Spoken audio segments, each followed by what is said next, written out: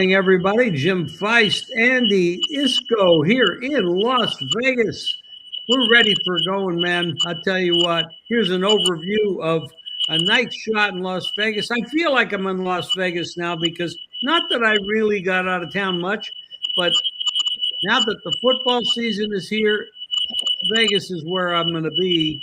And looks pretty nice, doesn't it? That night shot to Vegas, it's pretty good. I can't tell you what it looked like in 1970 when I came over the hill, and there was only 100,000 people here then. And I know you can't see Andy, but we know he's in the area. Anyway, we are coming out of the All-Star break of baseball. We got the trade deadlines over with. We got some moves. There's a lot of controversy about the Dodgers picking up Scooble. I don't know what that whistle is. I hope it's not me. Maybe it's Andy. Andy probably walked away and something's happening. Let's see, hope it goes away in a couple of seconds. But Andy, are you there? Where did he go? Well, this is live TV, or let's say live Proline TV. Anyway, I'm focusing obviously on football a lot. I'm playing baseball. I think I've had a bad day, 1-4, and then I hit a 4-0, and then a 2-1, and I think like a 3-0. So it's been kind of good. Andy's going to talk about some of the players that moved around, the trades, et cetera, et cetera. And I don't know what happened to Andy. I'm really not sure. He disappeared. Not coming back. I don't know. I just have to know where he is. He was sitting there. I think he's probably. They will get rid of the. He'll come back when he comes back. But it was his microphone. I guess he left it on. He walked away and made all that noise. Anyhow, there's a lot going on. The Dodgers picked up Scooble. A lot of people are upset about that because, they feel like they're buying. Well, they are buying. The lack of controls in baseball over how much they can pay for players, and other teams to a degree can do the same thing if they wish to, but you can't take all the teams in the league and say they're all equal because they don't all make the same kind of money. They don't all have the same kind of TV deals, et cetera, et cetera. So it's kind of unfair, and I think baseball is a little bit outrageous in not having caps on what they do, but that's baseball. So anybody can beat the Dodgers in the World Series. We saw that last year. They probably should have lost, but that's a 7-game series. But when you take a long season with that talent, I mean, they got guys that aren't playing that are like Snell. He hasn't pitched in a while, been hurt. He's been hurt a lot, actually, over the last few years. Still gets a big paycheck. But over a long season, it's impossible to beat this team because they just got too much talent. In a short series, anybody can get hot and win. And the other teams that get to that point where they hit to the World Series, they're pretty good anyway, but maybe don't have the roster and the depth. But maybe you don't need that kind of depth in a 7-game series. So anyway, that's something Andy will – I don't know what happened to him. I don't know where he went. I hope he's okay. So we're heading to the All-Star or the baseball, the game in Canton. It's the Panthers against Arizona, and the opening line was Carolina won 35 over -13. That's now mostly 1.5 Carolina, but it's interesting that places like Circa and Superbook are at Pick'em. I guess when you're talking about 1 or 1.5, you're really not talking about much of a line. So I'm not too excited about that. You know, it comes down to what Andy was talking about before is that the coaches are really looking to develop the 53-man roster they're going to go into the regular season. So most of these coaches are not really interested about winning preseason games. Now, there are exceptions to every rule. There are coaches over the years like John Harbaugh that like to win games in the preseason. He's, of course, not playing this week. But when he was with Baltimore, they just consistently did cover spreads. So we're going to look at that going forward. Next Thursday, there's a bunch of games. We won't talk about those today. But in the baseball, you can see what's going on. It's choppy. Coming out of the trade deadline, it's a little bit scary. I try to look for teams that are doing well to continue to do well. They're hitting the ball. The pitchers are in shape. And I think the cream's going to rise to the top at this time of year. I hate laying runs. You lay 1.5 on a team. There's a way to modify that by going in and taking, let's say you got a 290 team. Well, you can so you put a little bit of money on the money line, and then because if they win the game and don't win by 2, but you're not getting the same kind of price for your dollars because you're laying $50 and you might be getting back 20. So that's not really a wise move. But a lot of people will take the 1.5, lay it at much lower price, hoping to win by 2, and they'll take a little bit of your money and put it on the money line. And so if they win by 1, you lose the 1.5, but you win the other side. So it's some people do that. And then you can find books that will take alternate type of bets, and you can go in and say, okay, I'm going to lay 3 and get plus money. And there's a lot of ways to do that. But when the prices get real high in baseball, it's really tough. And there's Andy. Andy, what happened to you? We had an unannounced property-wide. Now, normally what happens, because I live in an apartment complex, normally what happens is it goes off in each apartment one by one. Some guy was telling me that, well, they were doing that illegally because the way the building is wired, everything goes off at once. So I had no notice, or I would have let you know that we had to do it later. Anyway, they seem to have done it now. They happen to have just concluded. It was probably about 10 minutes. Well, that's all right. I opened up with a little jibber jabber about baseball, and you take off with some of this stuff. You were talking about the All-Star break, the trade deadline, who did well, who did what. And then we're going to go over to the NFL, and we're talking about the Canton game, which is Thursday. Right. And then I'm gonna bring up some long-term bets. A lot of people like to bet teams to go over and under the win totals. I had a couple I've been giving out. I gave out the Lions over their win total. You got to shop for prices. There's a lot of different prices out. And then also the Texans to go over their win total. But I'm going to give you some reasons why you shouldn't get too deeply involved. We'll do that later in the podcast, so stay tuned for that. Andy, go take off with the baseball. You had some good thoughts on that. I was just going to mention that, and I think I don't remember if this was I think it was while we went on. I talked about the salary cap and all that. I think we're going to have an extended lockout.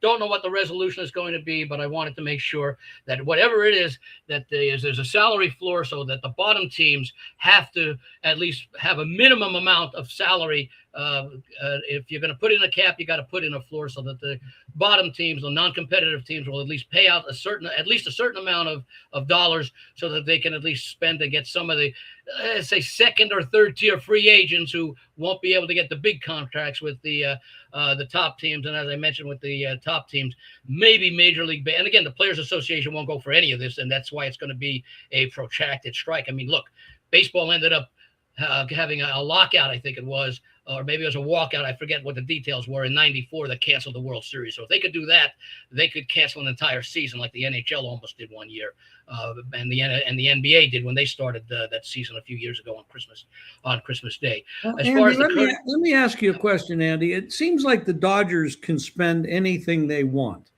and they want to have. and X amount of gate receipts and things like that, and merchandising and things like that. I'm afraid it's going to be a long and protracted lockout, and I think the owners have already taken a step in that direction. I think it was about a week or two ago they released the 2027 Major League Baseball schedule. So now you've got fans all over the country making plans to go to Wrigley Field in May because the Pirates are going to be there, or going to St. Louis in June because the Dodgers are going to be there, etc. So I think it's sort of a marketing ploy to get the fans on the side of the owners, because why would they release the schedule in the middle of the preceding season? Well, wow. Those are just my thoughts, by the way. I don't know if I'm in a minority or a majority, or that anybody else ever made the connection. I'm sure people have, but especially the people who bought tickets.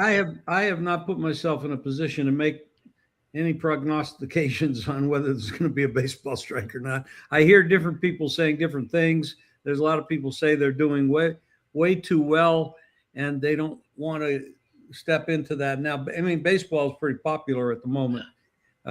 Logic never comes into the discussion. It's all about money, and the players don't want to deny themselves any amount. If the Dodgers want to give me $1 million, the Dodgers should be allowed to, even if they've given everybody else $2 million or $3 million or $5,000. The players don't want there to be any salary cap on what teams can pay them. Let the teams decide if they want to pay the luxury tax. That's fine. I think that was sort of a begrudging agreement that the players went into. But nonetheless, and especially once you have something, you don't want to give it back.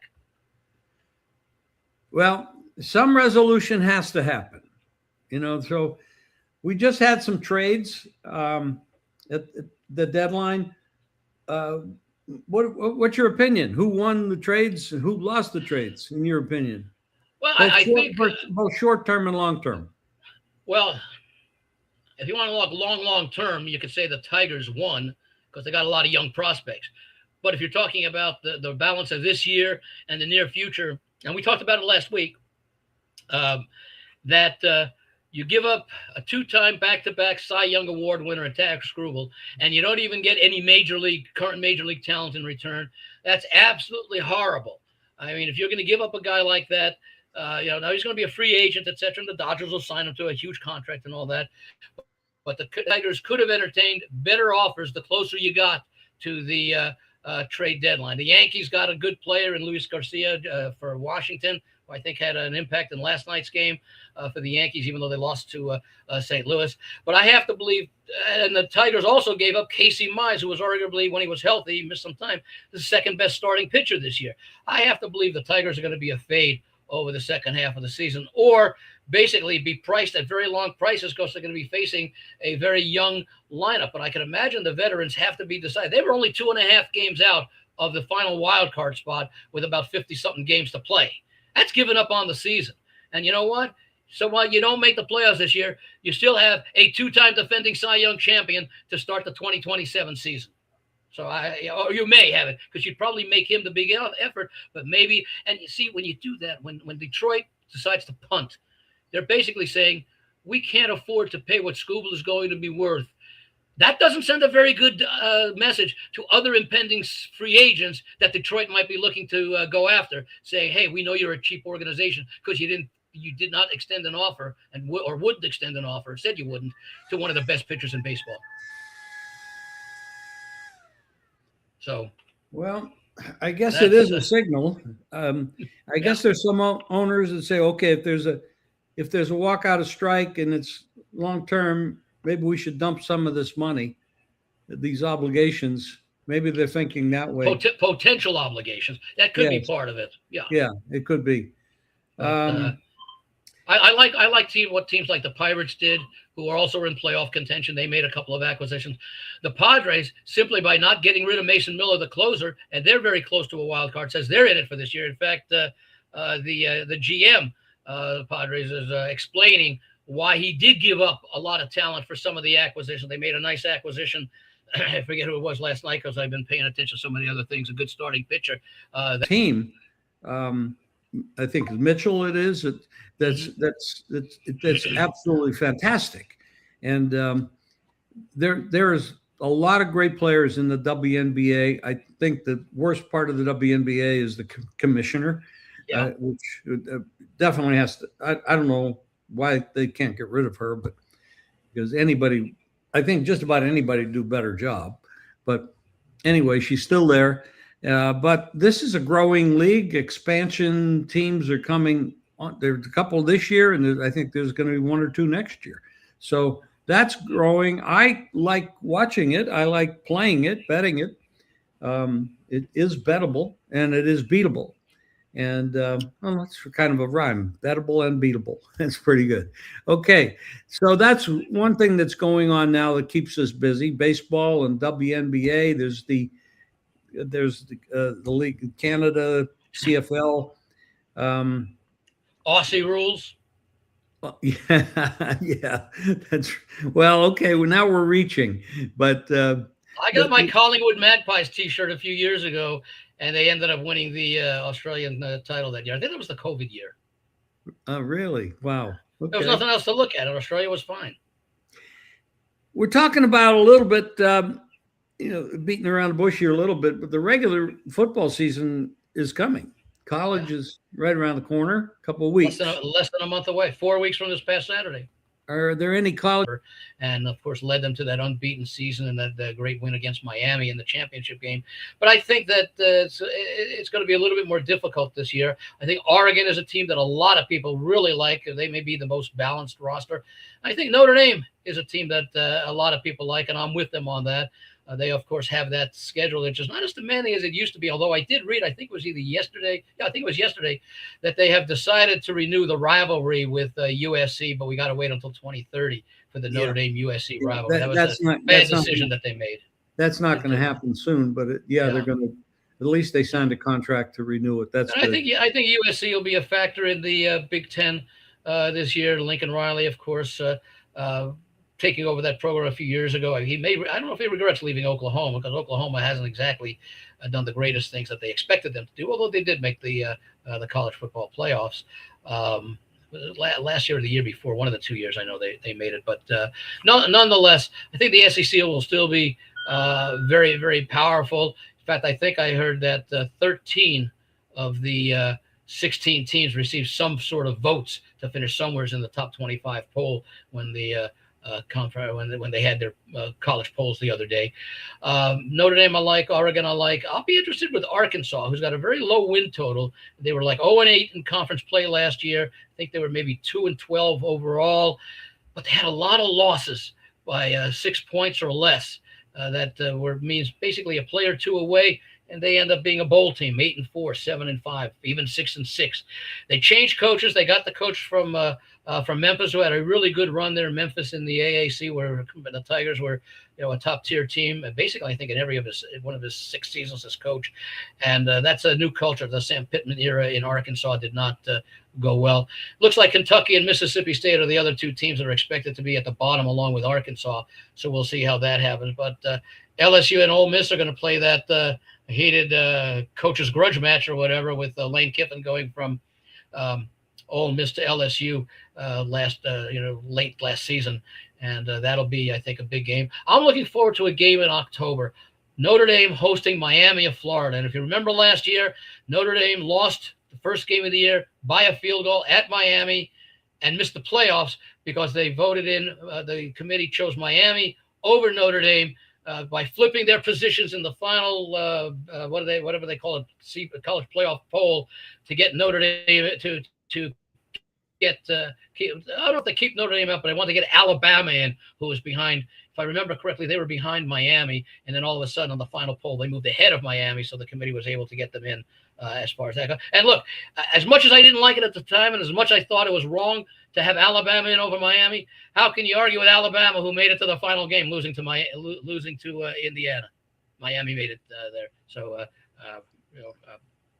Yeah. No, I'm sorry. It was Notre Dame that got left out. Notre Dame got left out Yes. because they lost to Miami in the first game. And how can you argue against Miami? Because I felt Notre Dame deserved it. They were ahead of Miami, and then they moved Miami ahead, and then Miami goes to lose to Indiana. So I could probably see the Miami players walking off the field at the end of the game and pointing up to the NCAA signature, logo, and going, all the players going like this, giving them the number one side, saying, "Yeah, you didn't think we belonged." That's very true. That was a good game too. It was a very good game, especially because Indiana, especially because Miami covered the +7, losing by 6. That actually helped my pocketbook as well. And speaking of pocketbook, I wanted to bring up the subject about over and under win totals in the NFL. And I've already made a couple plays. I'll give them to you right now. I have the Lions over and the Texans over. And I'm going to tell you what my philosophy is in betting these over and under win totals. If I normally would bet 2,000 or 3,000 on a win total at this point, because of the number of injuries that have already, and they just opened camp, that you can't do that. You can't go that far out on a limb. You might do better if you're betting unders because the injuries will help you, but the injuries will not help you on the overs. So be careful. These injuries, I mean, you mentioned a couple players already have season-ending surgeries. Andy, and you brought that up, and it was an excellent point. Atlanta has right now, they have their two quarterbacks are hurting, and they may not make game one. So you can't get too far out on a limb with your money. And plus, you're tying it up for a long period of time. So if you're $100 better, I wouldn't put the $100 out there right now. You're tying up your bankroll and you're dealing with injuries. Now, if you're betting on unders and you see some potential injuries, that might actually be a smarter bet because the injuries obviously will hurt the team, which will help your unders. I happen to play those two overs, but I didn't play them for full money. But I do like those two, and I'll have more of that going on each week. I'll find different ones, and we'll be evaluating these injuries as they come up. Andy, who are those players that had the season-ending win surgery? Well, the key ones: Ricky Pearsall, wide receiver for the 49ers, undergoing PCL knee surgery following a persistent joint injury. He was sort of iffy to start the season or play the season anyway. And of course, Deebo Samuel is now on the roster. That was expected that the 49ers would go after him. And the Pearsall injury just was the exclamation point, although I think they probably would have done that anyway. Chris Brazil, the wide receiver for the Panthers, undergoing surgery to repair a torn LCL suffered in practice. So that was a recent injury. Nick Scorton, an edge rusher for the Panthers, surgery for a torn ACL, suffered during training camp. Will Levis, the backup quarterback for the Titans, undergoing season-ending surgery on his right AC joint. So those are 4 already, and there may be others that I'm not aware of. I just called this up quickly. But those are the things to keep in mind that even, and of course, if we switch our attention momentarily to the preseason, which starts on Thursday, you don't have to, it's not just injuries in preseason games. First of all, the starters rarely play any significant time. So if starters get injured, very often it's going to be in training sessions or when you're scrimmaging against an upcoming opponent in the preseason, where coaches will often do that and say, hey, we want to work on this, and they want to work on that, and they do it, and they're not meeting in the regular season, which brings up the point that I was going to mention earlier. I don't get involved really with preseason games because the idea to me is that, number one, you're not really trying to win. You're trying to decide who are the 53 best players on my roster to start the season with. And the other thing is, and coaches never say, well, we're not trying to win. But if you're trying to win, wouldn't you start your best players in the fourth quarter and not the first quarter if winning is the goal, because you know what you need to do to win in the fourth quarter? Obviously, in the first quarter, you don't. And even then, starters rarely play more than one possession or two. By the way, I was going to say something about the win totals as well, and that is that yeah, you mentioned it's a long term investment. But also, if you've got when I take a look at season win totals, because of the potential injury factor, I want to find a good source, and maybe I'll do part of it myself, but I like to look at the experts who do it for a living, of a ranking and evaluations of every team's backup quarterback, because those are the most important positions. That if you lose a guy like a Joe Burrow for 6 or 7 games, or even 2 or 3 games sometimes, that's your season. That's true. Maybe we should do a little work on the backup quarterbacks next week. For next week, yeah. Yeah, I think that's a great idea. And I mean, it's hard enough to find 32 starting quarterbacks, and I think when I heard a number, I don't know if this is true or not, but something like 64 or 65 different quarterbacks started last year in the NFL. Yeah, most of them for Cleveland, I think. No, I do recall it was an unusually high number. I forget exactly what the number was, but 64 or 65 would basically average at least 2 per team. Some teams might have 3, others might have 1, but a number of teams would have 2, whether it be injury or performance. Like, for example, when the Saints made their change to Shook, that was a performance-based change. A lot of teams do that. Obviously, when Joe Burrow went down, Jaden Daniel missed time, that was an injury-induced change. Correct. And there's going to be it's a physical game. It's a tough game. It's going to happen again and again and again. And a lot of times the best advice I can give anybody about betting sports is sometimes it's better just keep your money in your pocket until the right time. You just throw it out there and say, okay, here's $50 or $100 or $500 and hold on to it for 6 months to see if I win or lose. And you really you're not getting the kind of price you should in the first place, because the books shave those numbers down a lot. And you should be, when you get 10 to 1, you should maybe getting 20 to 1. That's my example of that. So just be careful with your money, because you can spend it more wisely during the season on props or first halves or first quarters, things that when you know something that's going on, the rosters, the tendencies, you see the trends. There's lots of different ways to analyze a football game.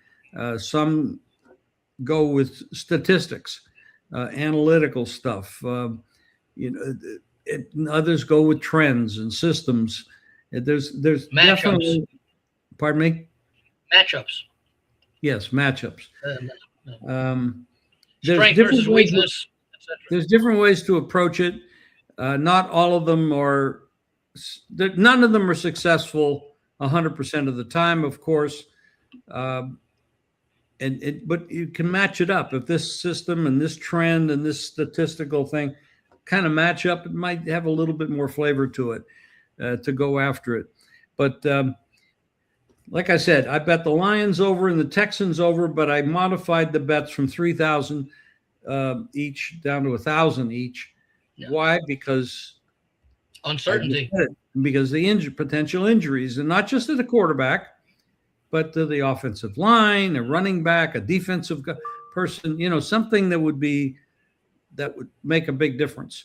And you also have that extra $4,000 now to turn into 13, 14, 15,000 by rolling over bets during the season, instead of just getting plus 120 for a 4-month. That's why we call Andy our own AI.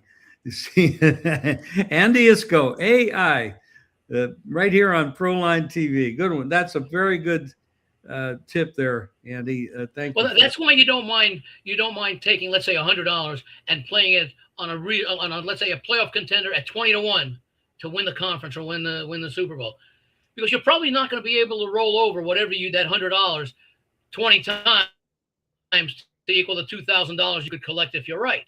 But if you're getting 10 to 1 odds, or 5 to 1 or 7 to 1, that you're possibly able to increase by more than what you would win, and considering the fact that you have to wait 4 months to collect, or 6 months if you play it even earlier. Correct. Very, very good. Um, Andy, anything going on in the contests? I mean, we know we're weeks away from the beginning of it, but they are signing people up. How does it Yeah. look compared to previous years? It seems to be pretty much on pace. The last time I checked at Circa, I think they were a little bit over. I think it was close to 5,000. Was it 5,000 entries they already had? I'm trying to remember in in which the Survivor contest. In the that's the Survivor, Survivor? yeah, I think that's what How many did they have last year? it's right now, but 18,700 roughly Last year. last year in Survivor. Right. And yeah, let me see if I can find that because they posted on. If you go to circamillions.com, they show on that page, in addition to where they have what various states they're in. If you scroll down halfway, they show for each of the contests. They've already got 5 entries in the $100,000 Grandissimo entry form. They had like 69 there last year. I want to say they have about 4,000.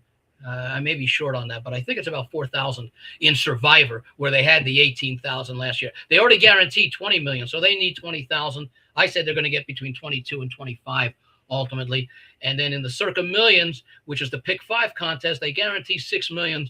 They have not. I think they've guaranteed that for the last 3 years maybe, and they've always come close, like 5,400, 5,700. So they kept the guarantee the same because I think a lot more people. Let's say you've got a $5,000 contest bankroll, you want to enter a contest, and let's say you want to do the Circa contest. Some people might go 2 or 3 Circa Millions because you want to win that $1 million grand prize, and all you have to do is have the best record over 90 games, and then maybe take 2 Survivor contests. What people are doing with the prize pool in that Survivor last year, 18 million, and now at least 20 million this year, instead of playing 3 Circa Millions and 2 Survivor, they may play 1 or 2 Circa Millions and take the extra couple of $1,000s that were in Circa Survivors in years past, put it into in Circa Millions years past, put it into the Survivor contest. Because remember, the only person who can eliminate you from catching in Survivor is you. As long as you keep picking a winner, you're alive. Not that it's easy. But there's other factors though. Let me ask you about this. In the Circa Millions and in the, what do they call it, the Westgate, they have intermittent. I call it the super contest classic. Yes, both the Millions and the Westgate contest have in-season contests. Okay, like right. Westgate has 6 3-week contests, 3 6-week contests, and 2 9-week contests. And as long as you enter the main contest, you're automatically entered into those in-season contests. Same thing for Circa Millions. They have 4 quarterly contests: a 4-week, a 5-week, a 4-week, and a 5-week. So there are more ways that you can win. One thing I do point out, and again, I'm not trying to make a case for Survivor or against any of the ones, because people have different preferences, people have different goals. Sometimes people have partners in certain contests. But keep in mind, in these in-season contests, number one, let's say that in the 3-week contest, let's say 14-1 is going to win the contest. Okay, for the weeks 1 through 3. You can go 14-1 over a 3-week stretch, but to cash in that contest, that in-season contest, it's got to be the proper 3 weeks. 1 through 3, if you go 14-1, you're likely going to cash. If it's weeks 2 through 4, it doesn't mean anything because that's not a separate contest. It's 1 through 3, 4 through 6, 7 through 9, etc. And keep in mind that the people who cash in those in-season contests, those records also count towards the full season contest.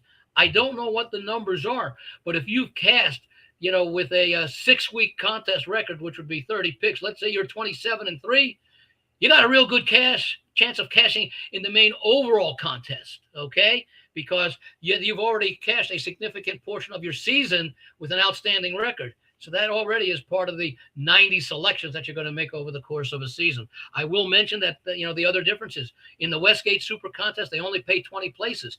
That's why their enrollment, the number of entries, is much less than it's been in the years before Circa came in. Circa did a lot to the competition. But because you're going against fewer people, you have a better chance of cashing with a really good record. You probably, let's say you hit 65%. You probably have a real good chance of finishing in the top 10, maybe the top 5 in Westgate. That 65% might put you in about the 30th place or 40th place in Circa Millions, because even though they don't have the 6,000 guarantee, they still have 5,700 entries. You're going against a lot more people. So the prizes are more and the number of paying positions are more, but an outstanding record does better for you in Circa Millions than it does in Westgate, simply because. Now, if it's a decent record, like 62, 63, but for many years the test used to be in the Westgate when it was a contest that was basically local. We had have between like 350 and 500 people. If you hit 60% and they paid 20 places, 60% would often get you right at the very bottom, 17, 18, 19, 20. But that's different. Even now with over, I think that 1,300, you still have to hit in the lower to mid 60s to cash in the top 20. So they both the Millions and the one that they call at the Westgate that pick the 5 games a week. That's each one. Yeah, of them the super contest. Each one of them costs $1,000 to enter. It's 1,500. Westgate was always 1,500.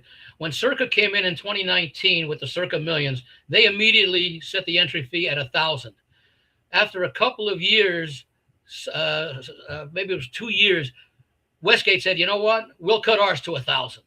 But by that time, Circa had already become the most popular one, that the number of entries leveled off in the Westgate around, I don't know, maybe it was 11 to 1,500 or something like that. So they decided, I think last year, they said, we're going to go back to 1,500. We're going to increase a little bit, but at least we're going to offer a higher prize pool than we have in the past years, because the prize pool at Westgate has always been based upon the number of entries. And for a while, they did take a rake. They eliminated that some years ago. Okay. Circa always guaranteed a minimum. I think it may have been $1 million or $2 million the first year. Now, of course, it's up to $6 million. So the number of entries going to Circa would increase because, last year, once the entry fee at Westgate went from 1,000 back up to 1,500. But then again, the number of entries that went to Survivor caused a lot of those Circa entries at 1,000 to become Survivor entries at 1,000. But they still got close to 6,000. Yeah, the Westgate had a lock on the contest for a long time, and 30 something years. Yeah, and they stuck with the same formula, and along came Circa and said, well, we're going to complete with them, so we're going to change. To their credit, over the years, ESPN, their 2-minute drill on Friday, started covering the Westgate Super Contest in 2010. So it got nationwide exposure. And that caused the entries, which had been about 500 or something in 2010, to go up to 700, 1,100. It ultimately got to a high of about 3,300, I think, in 2018. Okay. As a result, in the teens, Westgate did start to increase from 20 to 30 to 50. I think maybe the final year or two, they did pay, I think, 100, certainly at least 50. But the reason why everything declined is because Circa came in with a different model and took a lot of business away.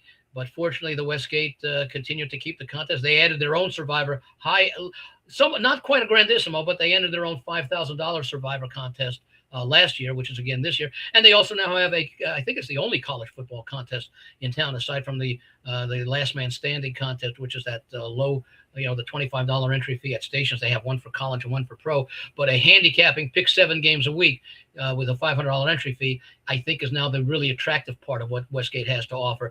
They didn't know how it was going to go over last year. They didn't know how many entries they were going to get, but they got 1,000 entries last year for college. Okay.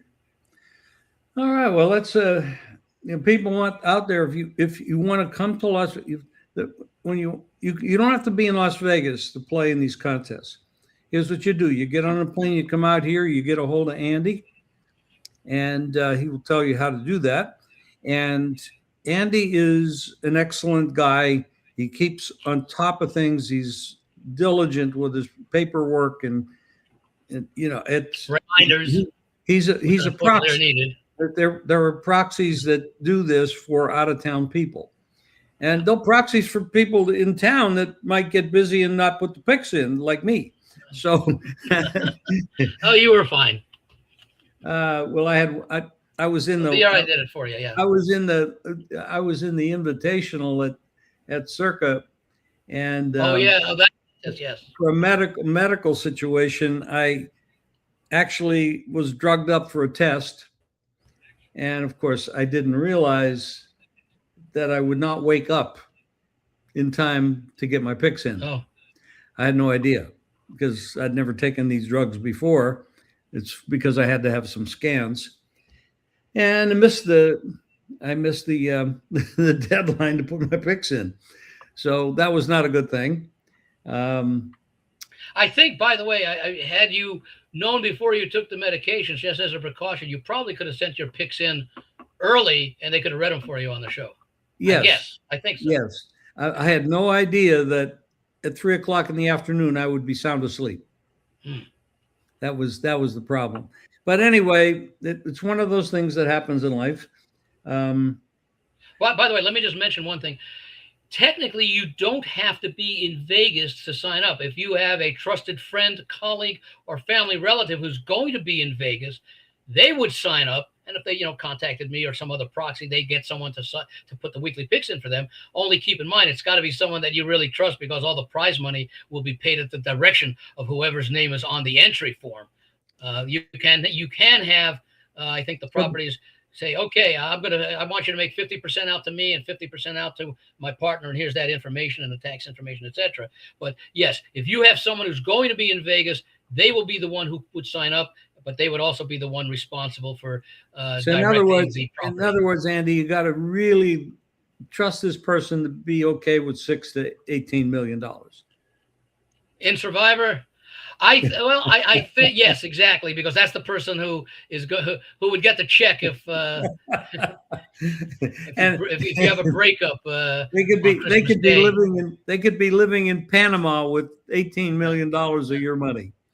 Yeah, and the other thing is, of course, that that if you do have a partnership where you're sharing and you want to come in, let's say you get a $50,000 prize, you could always fly in and get it delivered to you as well, as opposed to having the partner pay it out to you. Okay, Andy. But let me mention very quickly, because I have all this information on one page on my website, thelogicalapproach.com. Thelogicalapproach.com.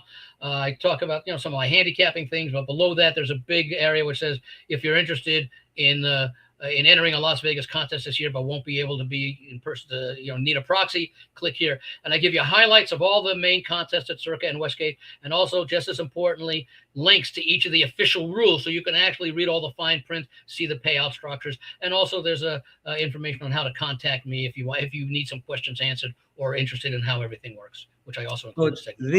logicalapproach.com. Correct. Okay. Ladies and gentlemen, thank you very much for tuning in this week. We'll be back again next week, and we'll get deeper into the injuries, the over and under win totals. We'll talk a little bit about what happened in the Hall of Fame game, and there'll be a bunch of games about full week of games starting, I think, next Thursday. The 13th. Yeah, they're on the 13th. There'll be more games, but we'll be able to talk a little bit about those. Anything we hear from the coaches, obviously we'll pass that on. And we're looking for a very, very good season. There's a lot of conversation about what happened in last year's Super Bowl, about what's going on with those teams, the up and coming teams. There's a lot of quarterback issues. There's a lot of coaches that changed. How many coaches changed teams this year? How many new coaches are there, Andy, in the league? Do you have any idea? I don't have the number exactly. I think it's somewhere between 8 and 10. But I know that even in the well, if you count Harbaugh as a new coach going from the Ravens to the Giants, that means 3 teams in the AFC North have new coaches. McCarthy coming back in after sitting out a couple of years. McCarthy at Pittsburgh. You got Monken at Cleveland, and you have Minter at Baltimore. So I think it's about 8 to 10 coaches, which is about typical. Yeah, and Buffalo has a new coach, and then we should go into the offensive coordinators, defensive coordinators. You got to remember, when this happens, a lot of things change. They're going to go from this scheme, this plan, this offensive coordinator, this defensive situation, 4-3, 3-5, whatever. You're going to have more pressure, run the ball more. I mean, there's a lot of changes that these coaches bring with them. So, the quarterbacks and all the linemen on the offensive side have to really tune into what they're doing. There's a lot of things that go on in this this period of time, Yeah. and you got to remember, in the old days, we used to have, I don't know, 6, 8 preseason games. Now we only have 2. So Back in until 1978, when the NFL expanded, there were 6 preseason games and a 14-game regular schedule. A couple of years later, they went to a 16-game schedule and cut it back to 4 preseason games. And finally, a few years ago, they cut it to 3. I'm going to have to beg out. Yeah, I'm me going to too. be somewhere at 11. But I will promise everyone, we only have semi-annual fire drills. Okay. Thanks, everybody, for tuning in. We'll see you next week. Thanks, Andy. Thanks, Jim. Have a good week, and we'll do it again on Tuesday. Okay.